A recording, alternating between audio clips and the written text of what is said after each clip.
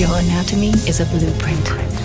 You are an architect. Beneath your skin lie the plans for your fastest, strongest, most powerful self. If you can learn the structure of your skeleton, the makeup of your muscle, and the mechanics of movement, you can create your best possible body.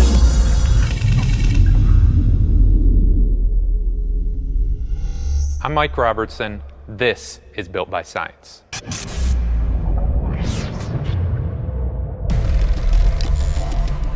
When you first go in the gym, it's not uncommon to want to hit the big showy muscles on the front. You got your pecs, you got your arms, you got your abs. But when you really start to break your body down, you got two big halves. You got your lower half and your legs, and you got the upper half. But if you want to take it a step further, you got a front half and you got a back half. And everybody that's serious about their physique knows that building a big, wide, and thick back is going to distinguish them from other competitors as well as themselves. So if you're serious about back, that's what we're going to talk about here today. We're going to break this down into 4 different sections. First, we're going to cover the muscular anatomy and all those individual muscles that comprise your back.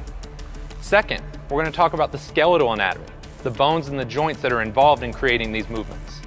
Third, we're going to talk about the actual motions that all of those individual muscles create.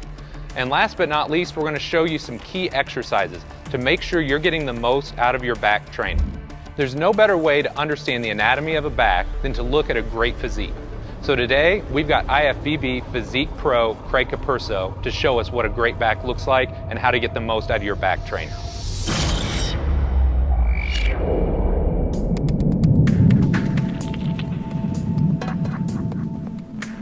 Let's go ahead and dig into the anatomy of your back. The first muscle, and one of the first muscles that most people think of when they think about back training, are the lats. Then I'm going to have Craig spin around here. As you can imagine, it runs from the front side of your humerus, or that upper arm bone, comes down, attaches to your scapula, it attaches to your lower thoracic spine, or kind of that mid-back area, and it even comes down and attaches to this big piece of connective tissue called your thoracolumbar fascia. So as you can imagine, your lats are critically important if you're wanting to build width side to side through your lats. So that's the first muscle that we're going to talk about. Second, we're going to talk about the trapezius. Most people think of the trapezius and they think of the upper trapezius, the muscles that you get when you shrug. But there's actually 3 distinct subsections of your trapezius.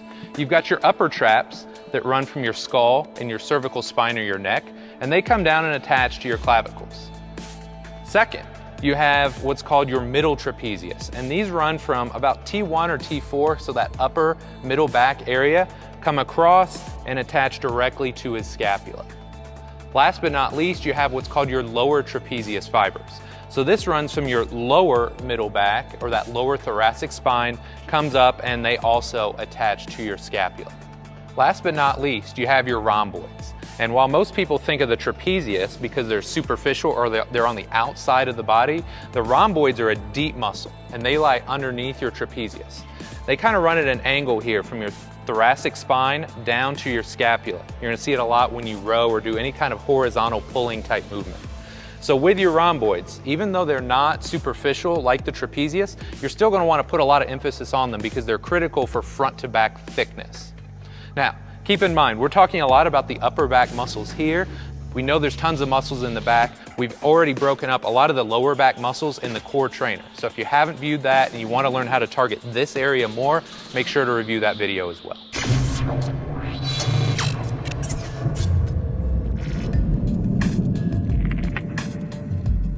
Now that we've covered the muscular anatomy of the back, let's look at the unique bones and joints involved in creating these movements. What I'm going to have Craig do here is give you a profile view.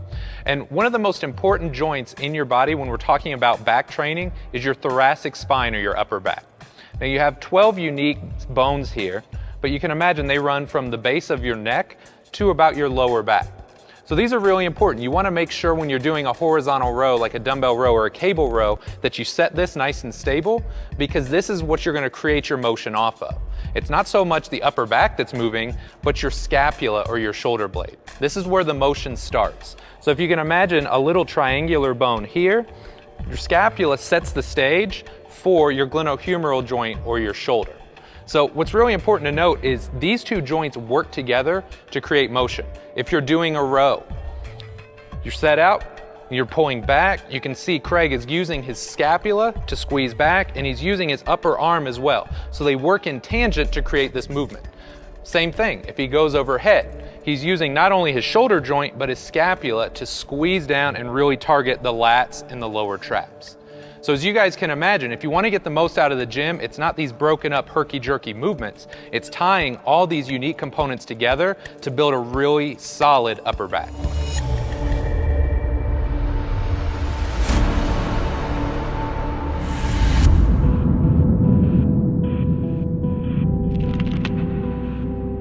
Up to this point, we've covered the muscles of your back, and we've also covered the unique bones and joints.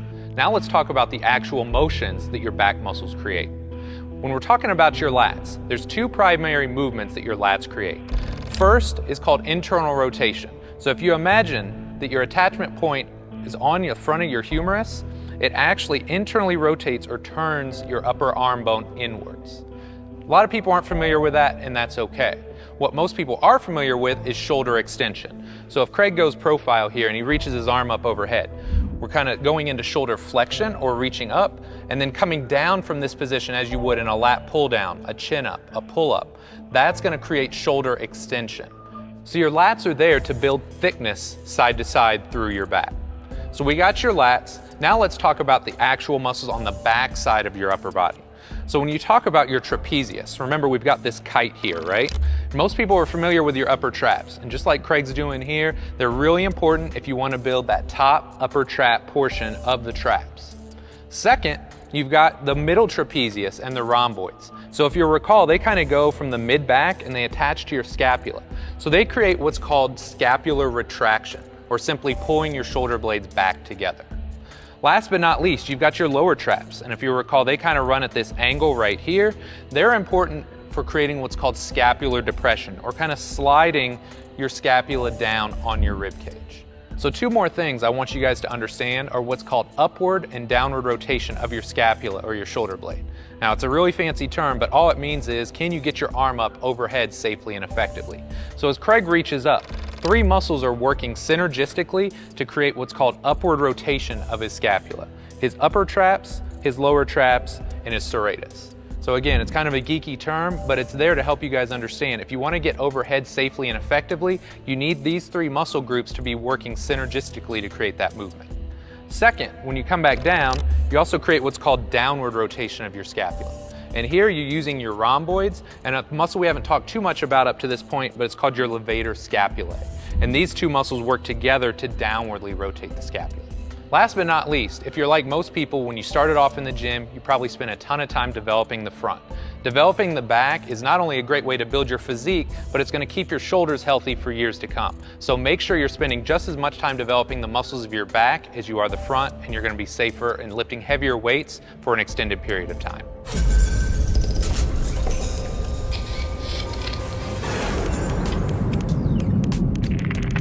Up to this point, we've covered the muscles of your back, the bones and joints involved in training your back, and the movements that your muscles create.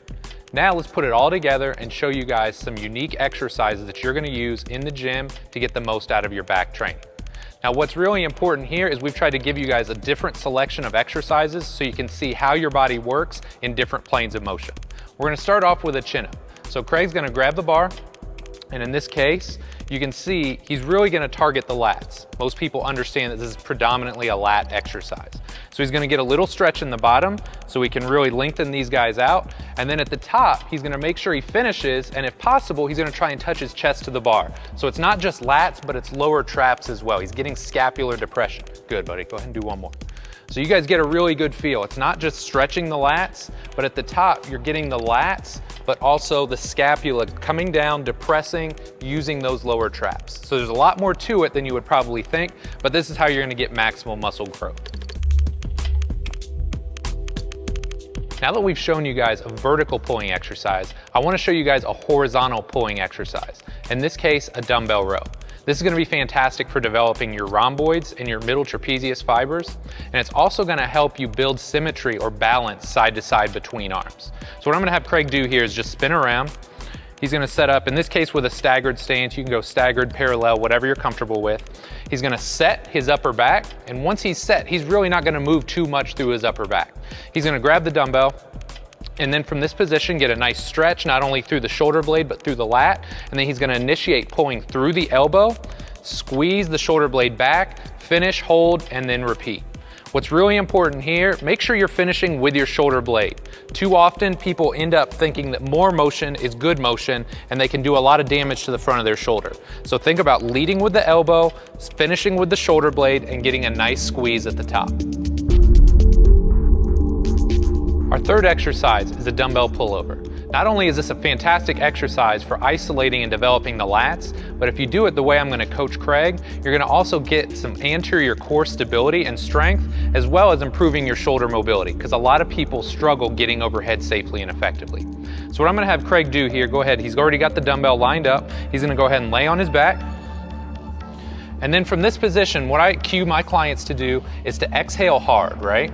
So big breath in, exhale hard. You can see his rib cage come down. He's gonna hold this ab contraction, and as he goes overhead, he's gonna work hard to maintain this. When he holds this position, he's gonna get a really nice stretch on his lats. He's gonna make sure he's developing through a full range of motion. One of the big issues, if somebody starts to arch their back really hard, their lats are never getting that stretch, so you're not gonna get the same kind of growth. So he's gonna go ahead and pull it back over. Awesome, good. One more, exhale hard, abs tight, good. Hold that, and then get that nice stretch on the sides. Perfect, and come back up.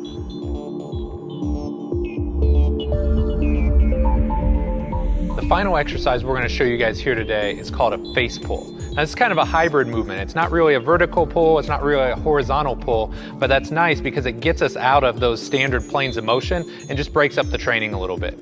So what I'm gonna have Craig do here, he's gonna go ahead and spin around, he's gonna grab the rope handles, and it's really important, you wanna do this with your thumbs up. You got a very small space here for your rotator cuff to breathe. And if your hands are facing down, that just kind of chokes out your rotator cuff. So you want to make sure you give it space. So if your thumbs are up, you got your shoulders in a really good position. It's just a really shoulder-friendly option. So from this position, he's going to set his upper back. He's going to lead with his elbows and think about squeezing those shoulder blades together. See a nice squeeze, finishing with the elbows approximately in line with the body, and then go ahead and go again. So you can see nice stretch through the mid-back, and then leading with the elbows, squeezing the shoulder blades back. So it's not a traditional move, or maybe one you're familiar with, but this is a fantastic option for building the upper and the mid-back. After watching this video, you should have a PhD in muscle building. So I hope you guys are gonna take this stuff that we've learned in the video and apply it to your training in the gym. And with that being said, if I can take one thing or have you take one thing away from this video, it's that the back works as a seamless integrated unit. You gotta have a nice stable thoracic spine, and then when you put your scapula, when you put your shoulder joint, when you create all that movement in one seamless fluid motion, that's when you're gonna get the most out of your back training.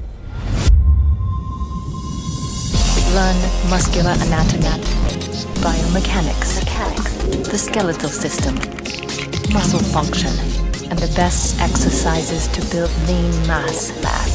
Knowledge is power. Know yourself to build yourself. Build yourself with the best. Mind, muscle, masterpiece.